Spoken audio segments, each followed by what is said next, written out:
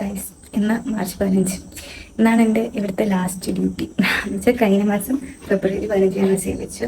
ഇത്രയും ദിവസം നോട്ടീസ് പീരീഡിലായിരുന്നു. ഇന്നിപ്പോൾ എനിക്ക് ലാസ്റ്റ് നൈറ്റാണ്. നേരം വെളുത്ത് 8 മണിയാണ് എൻ്റെ ഇവിടുത്തെ ഡ്യൂട്ടി കഴിഞ്ഞു. വിഷയം വെക്കുമ്പോൾ എത്ര പെട്ടെന്ന് എൻ്റെ കയ്യിൽ നിന്ന് വിചാരിച്ചിട്ടില്ല.